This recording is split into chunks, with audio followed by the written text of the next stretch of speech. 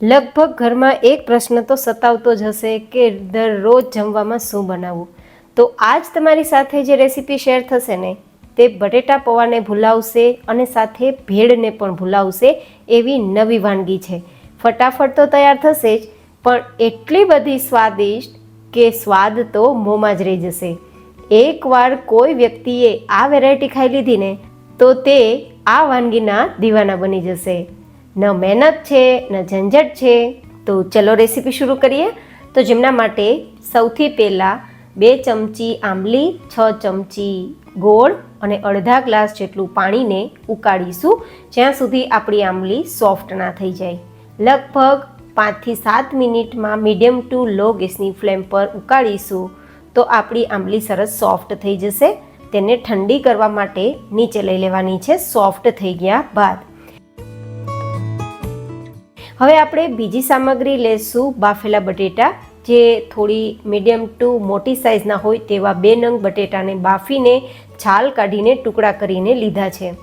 હવે આપણે બીજી સામગ્રીઓમાં 3 નંગ જેટલી ડુંગળીને સુધારેલી છે, 2 નંગ જેટલા ટમેટાને સુધારેલા છે, 2 નંગ જેટલા મરચાં અને 2 થી 3 ઇંચ જેટલા આદુને ક્રશ કરેલું છે. સાથે અડધા કપ જેટલા મગફળીના દાણા જેને શેકીને ફોતરા કાઢીને લીધા છે. હવે આંબલી સરસ મજાની ઠંડી થઈ ગઈ છે અને સોફ્ટ પણ થઈ ગઈ છે અને આમાં કોઈ પણ પ્રકારના તેના ઠળિયા, બીજ કે પછી તેને તમે આંબલિયા કહેતા હોય તે બિલકુલ નથી, તો કાઢવાની કોઈ ઝંઝટ નથી.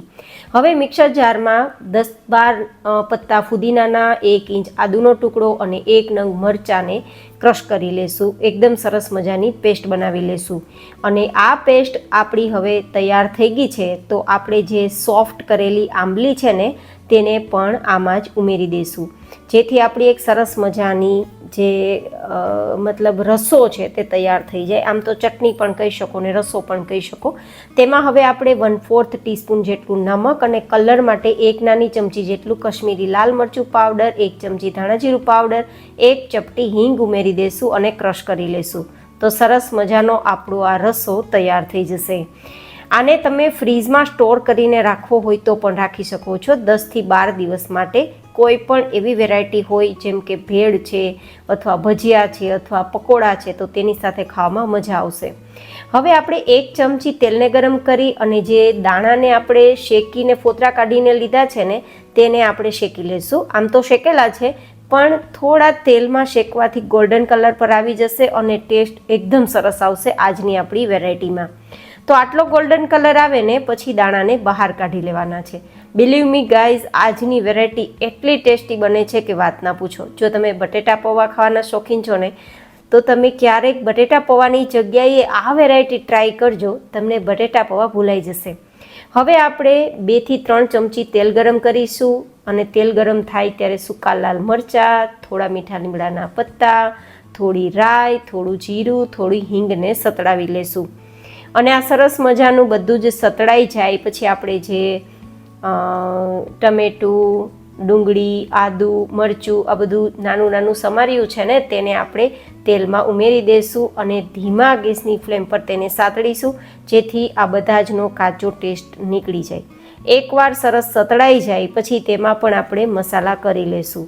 જેમ કે આપણે અહીંયા 1 નાની ચમચી જેટલું નમક મિક્સ કરીશું, સાથે આપણે થોડો હળદર પાવડર મિક્સ કરી દઈશું અને ધાણા જીરું પાવડર 1 ચમચી જેટલું અને કશ્મીરી લાલ મરચું પાવડર 1/2 ચમચી જેટલું મિક્સ કરી દઈશું અને પછી ચલાવીને ધીમા ગેસની ફ્લેમ પર ઢાંકીને આ બધી સામગ્રી 90% જેવી સોફ્ટ થાય ને ત્યાં સુધી આપણે પકાવવાની છે. 100% નહીં, માત્ર 90% અને પણ પાણીના ઉપયોગ વગર. એ સોફ્ટ થાય ત્યાં સુધીમાં આપણી વેરાયટીને એકદમ ટેસ્ટી બનાવવા માટે આપણે લીધા છે પોહા, જે મેં લગભગ 500 ગ્રામ જેટલા લીધા છે અને તેને ચાળી લીધા છે. તો હવે કોઈ નાનો કચરો નથી પણ તેને ધોવા જરૂરી છે કારણ કે આ એકદમ મેલા હોય છે. તો જ્યાં સુધી કાળો કચરો ના નીકળી જાય, બધો જ મેલ ના નીકળી જાય ત્યાં સુધી આપણે ધોવાના છે અને ધોયા બાદ તેને નિતારી લેવાના છે અને આટલે સુધી તેને પલાળવાના છે. મતલબ તમે ધોશો તો એ જાતે પલળી જ જશે. તો મુઠ્ઠી વાળતા બંધાઈ જાય અને છૂટી પાડતા છૂટા થઈ જાય તેટલે સુધી પલાળવાના. તો પરફેક્ટ આપણી વેરાયટી તૈયાર થશે. અને હવે લગભગ 2 મિનિટ પછી હું જોઉં ને તો 90% આપણી આ જે સબ્જી છે તે સોફ્ટ થઈ ગઈ છે. તો હવે બટેટાના જે બાફેલા ટુકડા છે ને તે મિક્સ કરી દઈશું એકવાર, અને હજુ પણ ગેસની ફ્લેમ ધીમી જ રાખીશું. એન્ડ ધેન હવે આપણે જે પલાળેલા પૌવા છે તે આપણે આમાં ઉમેરી દઈશું. આ જે વેરાયટી છે ને તે રિયલમાં તમે આઈ થિંક તો ક્યારેય ટેસ્ટ નહીં જ કર્યો હોય, પણ જો કર્યો હોય તો મને કોમેન્ટ બોક્સમાં લખીને બતાવજો કે હા અમે પણ આ રીતે એકવાર આ વેરાયટી બનાવીને ખાધી છે. હવે તેમાં થોડા લીલા ધાણા સ્પ્રિંકલ કરી એન્ડ ધેન મિક્સ કરી દઈશું. જોકે આ વેરાયટી છે તે મારું પોતાનું ક્રિએશન છે, અને ઘણીવાર અમારા ફેમિલીને આ વેરાયટી મેં ખવડાવેલી છે અને એમને ખૂબ પસંદ આવેલી છે. તો મને થયું કે ચલો ઘણીવાર આપણે જમવામાં શું બનાવવું તેવો પ્રશ્ન થતો હોય તો તમને આ વેરાયટી હું શેર કરું, તો બસ એટલા માટે મેં શેર કર્યું છે. તો આ મારું પોતાનું ક્રિએશન હોવાથી નામ તમે મને જરૂરથી બતાવજો કે આનું નામ શું રાખી શકાય. હવે આ બધું મિક્સ તો થઈ ગયું છે, પણ પૌવાને લાંબા સમય સુધી સોફ્ટ અને નરમ રાખવા માટે માત્ર 4 થી 5 ચમચી જેટલું પાણી આ રીતે છાંટી દેશું, અને પાણી છાંટ્યા બાદ તેને લગભગ 2 મિનિટ માટે ધીમા ગેસની ફ્લેમ પર આપણે સ્ટીમ કરશું, તો એકદમ પૌવા લાંબા સમય સુધી સોફ્ટ રહેશે. 2 મિનિટ પછી આપણા પૌવા હજુ પણ એટલા જ છૂટા છૂટા છે, અને સ્ટીમિંગ થઈ ગયા બાદ છૂટા તો છે પણ નરમ કેટલા થયા છે ને તે પણ હું તમને ચેક કરી બતાવું. તો તમે જુઓ, થોડા હું હાથમાં પૌવા લઈને તમને બતાવું ને તો એકદમ સરસ મજાની એ મુઠ્ઠીમાં બંધાઈ જાય છે. મતલબ મુઠ્ઠીમાં બંધાતા ભેગું થઈ જાય તો એ ખાવામાં નરમ જ છે, અને આ રીતે મસળતા છૂટા થઈ જાય તો એકદમ છૂટા પણ છે. તો એકદમ પરફેક્ટ પૌવા જેને તમે કહી શકો, છૂટા પણ છે અને સુપર સોફ્ટ પણ છે. તો હવે આપણે ગેસની ફ્લેમ બંધ કરી દઈશું, અને થોડા આપણે જે ફ્રાય કરેલા દાણા છે ને તેને આમાં ઉમેરી દઈશું અને મિક્સ કરી દઈશું. એન્ડ ધેન આપણા છૂટા છૂટાને એકદમ સોફ્ટ એવા પૌવાને આપણે સર્વ કરીશું, જેને સર્વ કરવાની થોડી રીત અલગ છે, અને એટલા જ માટે તે ખાવામાં પણ વધારે થોડા સ્વાદિષ્ટ લાગે છે. અને બટેટા પૌવા અને ભેળનું કોમ્બિનેશન પણ તમે કહી શકો આજની આ વેરાયટી. જોકે આ મારું પોતાનું ક્રિએશન છે, જેથી આનું નામ શું રાખી શકાય ને મને કોમેન્ટમાં જરૂરથી તમારા ફીડબેક શેર કરજો.